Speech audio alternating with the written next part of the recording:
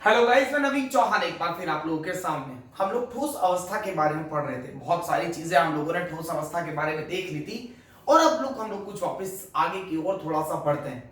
क्या क्या हम लोगों ने देख लिया था, एक बार देखते हैं कहानी अब तक। कहानी अब तक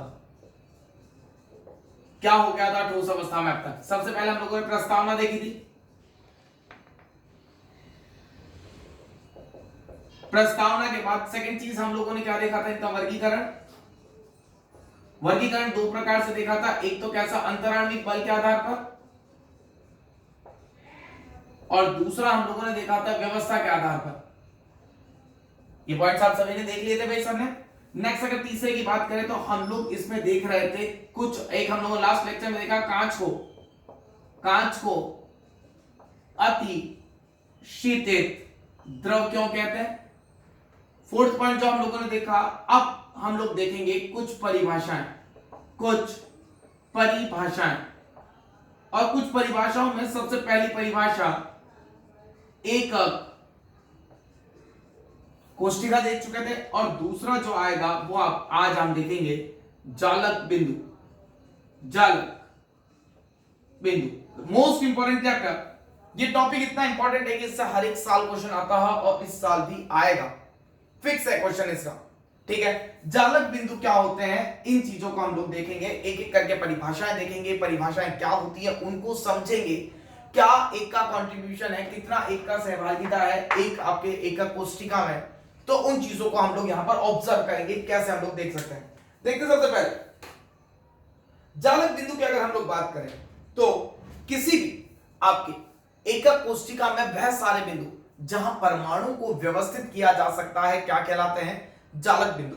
अब दिमाग में आती है कि सर परमाणु तो कहीं भी रख सकते हैं, परंतु हमको एक पॉइंट का ध्यान रखना है कि केवल वही बिंदु जालक बिंदु कहलाएंगे जहां परमाणु का केंद्र और एकक कोष्ठिका के उस जालक बिंदु का केंद्र क्या करे, मैच करे, वही आपके कोइंसाइड करे। हम लोग धीरे धीरे समझेंगे होते क्या है जालक बिंदु क्या होते हैं। पहले हम लोग इसकी परिभाषा लिखते हैं, आप लोग भी कॉपी में साथ के साथ लिखते रहेंगे। जालक बिंदु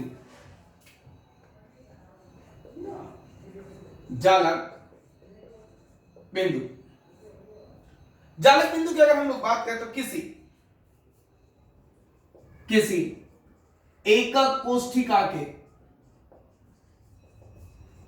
वे सभी बिंदु जहां परमाणु को रखा जा सकता है, परमाणुओं को रखा या फिर कुछ बुक्स व्यवस्थित किया जाता है, जालक बिंदु कहलाते हैं। जालक बिंदु कहलाते हैं। कैसे अगर हम लोग बात करें जालक बिंदु की, तो अगर हम लोग देखें तो जालक बिंदु चार प्रकार के होते हैं। जालक बिंदु चार प्रकार के होते हैं। पहला कोना, दूसरा फलक केंद्र, तीसरा कोर केंद्र, और चौथा काय केंद्र। यही आपके होते हैं जालक बिंदु। कि किस तरीके के बिंदुओं को हम लोग जालक बिंदु कहेंगे, पहला कोना, फलक केंद्र, कोर केंद्र, और चौथा क्या आएगा, काय केंद्र। इन तरीके से हम लोग एक्सप्लेन करेंगे।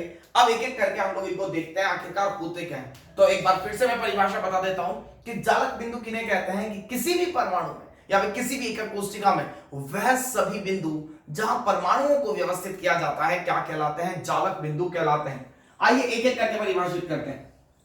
सबसे पहले लेते हैं कोना। सबसे पहला पॉइंट क्या आएगा हमारा, कोना।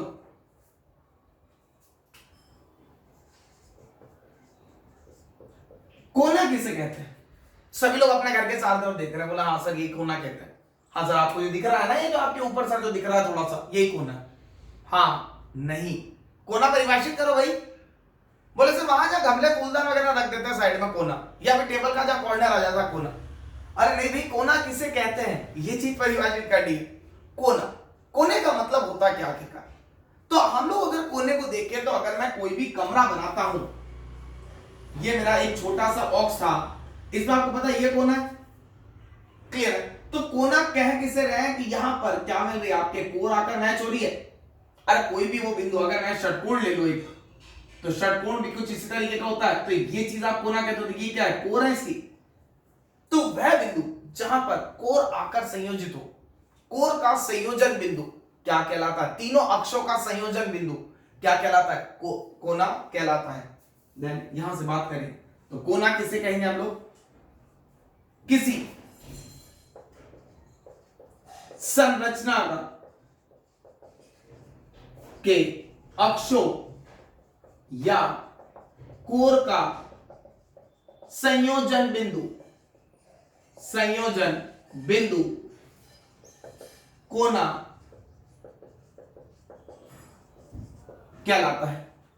किसी का संयोजन बिंदु क्या कहलाएगा, कोना कहलाता है। अगर बात करते हैं कोने की बात, तो कोने कितने प्रकार के होते हैं, बोले सर मकड़ी वाले बिना मकड़ी वाले, नहीं, कोने दो प्रकार का होता है, दो प्रकार के होते हैं। पहला घनीय कोना, और दूसरे की बात करें तो हम लोग के पास आएगा षटकोणीय कोना। तो हम लोग पहले परिभाषित करेंगे घनीय कोने को, उसके बाद देखेंगे षटकोणीय कोने को क्या होता है। ये बहुत बेसिक पॉइंट्स चल रहे हैं आपके, जो कि हर जगह काम आएंगे कि आखिरकार किस तरीके से हमको काम करना है। एक एक पॉइंट इसका आगे आपके गणितीय विमाएं, न्यूमेरिकल्स, एआईपीएमटी, नीट तक इसका क्वेश्चन आ चुका है, और हम लोग जेईई मेंस से भी इनके क्वेश्चंस देखने को मिलते हैं। तो सबसे पहली बात करते हैं घनीय कोना। किसी घनीय संरचना का कोना क्या कहलाता है, घनीय कोना कहलाता है। किसी घनीय संरचना का कोना घनीय कोना कहलाता है। घनीय हो सकता है आपके, या फिर ऐसे जिसमें 90 डिग्री 120 डिग्री इस तरीके से होगा। तो अगर हम लोग बात करें तो ये मेरे पास ये रहा घन,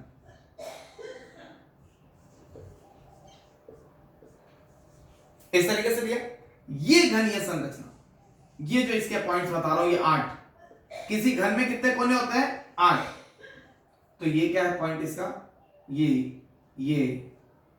ले सकते हैं, ये सब क्या है इसके कोना, इस तरीके से।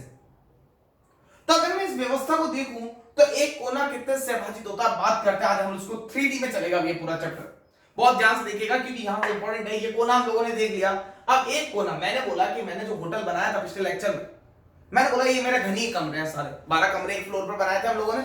ये मेरे सारे कमरे कैसे घनी है। अब मुझे यहां पर कुछ डेकोरेशन करना है।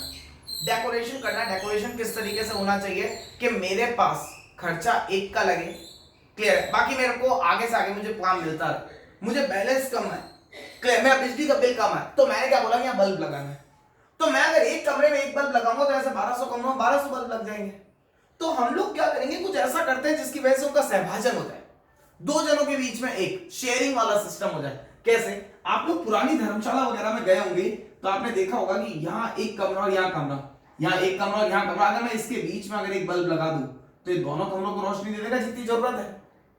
ये दोनों कमरों को रोशनी देगा, मतलब ये बिल जो पहले एक आ रहा था अभी कितने में डिवाइड हो जाएगा, 1/2 में। सेम चीज हम लोग इसके साथ भी करेंगे। मान लीजिए मेरी छत डली है, मैं कमरे को देख रहा हूं, इस कोने में लगाता हूं, तो मेरा कमरा जो ऊपर से है घन वो कुछ ऐसा दिखेगा, ये घन ऐसा दिखेगा। तो मैं अगर यहां पर एक परमाणु रखता हूं तो ये मेरा परमाणु आ गया, अरे ये मेरा कोना। और मैंने बताया था कि वही बिंदु केवल जालक बिंदु कहलाता है जहां एकक कोष्ठिका के आपका केंद्र उस जालक बिंदु का केंद्र और परमाणु का केंद्र मैच करे। ये रहा मेरा परमाणु का केंद्र, रेडियस ये भी और रेडियस ये भी है, और यही मेरा क्या है कोना, कोने का केंद्र ये रहा मेरा। तो ये मेरा क्या कहलाया, एक कोना कहलाया।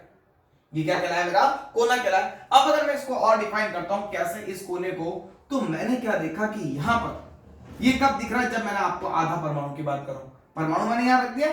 3D ज्योमेट्री की अगर हम लोग बात करें, मान लिया कि मैंने ये मार्कर यहां पे डाल रखा है, तो आपको अगर इस साइड से देखें तो इसका अप पार्ट और लो पार्ट दिखेगा, बस एक ऊपरी भाग दिखेगा और एक क्या दिखेगा, निचली भाग।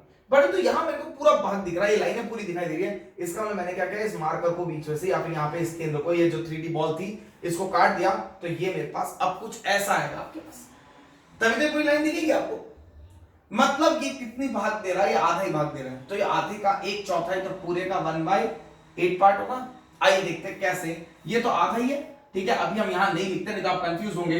तो मैं अगर इसको 3D में देखूं तो मेरे पास कुछ इस तरीके की एक बॉल थी।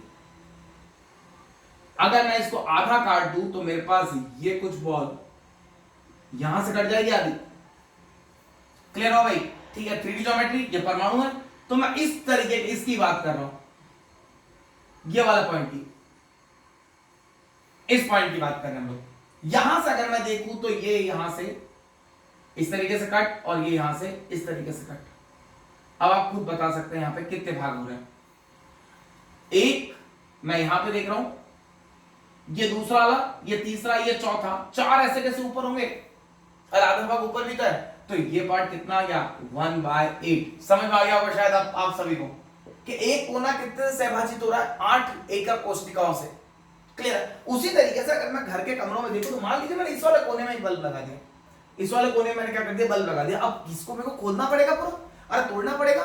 तोड़ूंगा तो कितने कमरे विभाजित होंगे, एक मेरा ये वाला कमरा, एक इसके पास वाला, एक इसके जस्ट पीछे वाला, एक उसके जस्ट पीछे वाला। अरे कोना चारों कमरों में आएगा, और चार जस्ट इसके ऊपर वाले, चार जस्ट किसके ऊपर वाले। टोटल कितने हो गए 8। टोटल कितने हो गए 8। तो मतलब 8 एकक कोष्ठिका, 8 एकक कोष्ठिका का मतलब एक कोना, तो एक एकक कोष्ठिका का कितना आया 1/8 कोना, और इसी को हम लोग कहते हैं एक का सहभाजन। तो घनीय कोने का प्रति इकाई एकक कोष्ठिका में सहभाजन 1/8 होता है। Is it clear? कोई दिक्कत यहां तक? हम लोगों ने क्या देखा, कोना के वहां पे जहां तीनों अक्ष या तीनों कोण का संयोजन बिंदु क्या कहलाता है, कोना कहलाता है। कोने दो प्रकार के होते हैं, घनीय कोना और षटकोणीय कोना। क्लियर है? घनीय कोने को देखा, किसी भी घन का कोना क्या कहलाएगा, घनीय कोना कहलाएगा। ये कोना कुछ इस तरीके दिखेगा, और मैं अगर इसको 3D ज्योमेट्री में एक बार ट्राई भी करूं तो एक बार हम लोग देख सकते हैं, बहुत सारे घन बना दीजिए आप। जैसे मैंने क्या बोला, ये मेरा एक घन है, यहां से डायग्राम दिखाई दे रहा होगा आप सभी को। अगर मैं क्या करता हूं, इसके बीच में इसको डिवाइड करता हूं, और मैंने छोटे छोटे से घन बना देता हूं। ये पहला, ये डिवाइड हो गया 8 में। क्लियर है कि नहीं? अब कितने आपके डिपार्टमेंट्स हो गए आपके पास, यहां पर सारे डिपार्टमेंट चेंज करें तो अब मैं यहां से अगर कोने देखता हूं, ये वाला पॉइंट, तो ये पॉइंट 1 2 3 4 5 6 7 और 8 जनों से डिवाइड हो गए। और या फिर अगर आप इसको और अच्छे से देखना चाहें तो एक बार और इसको और भी आप डीप में देख सकते हैं 3D ज्योमेट्रीज में। कैसे? पहले एक घन बना लीजिए, इसके पास ही एक और घन बनाइए, ऊपर एक घन और, इसके ऊपर एक घन और, ये कोना। अरे 4 दिख रहे हैं ना, 1 2 3 और 4, और 4 इसके आगे भी तो बनेंगे एज इट इज 3D में। तो कितने हो गए 8 हो गए। एक कोने का सहभाजन कितना होता है 1/8। एक कोना कितने से आपके 8 एकक कोष्ठिकाओं से विभाजित होता है, तो एक का विभाजन कितना आया 1/8। यहां से हम लोग देख सकते हैं। नेक्स्ट देखेंगे षटकोणीय कोना, जिसमें हम लोग देखते हैं क्या होता है। अब षटकोणीय कोना, घनीय कोना पूरा उतार लीजिए इसको अच्छे से इसको देख लीजिए क्या है घनीय कोना। स्क्रीनशॉट ले सकते हैं, कॉपी में लिख सकते हैं, अपनी कॉपी मेक कर सकते हैं। ये है आपके घनीय कोना। नेक्स्ट षटकोणीय कोना।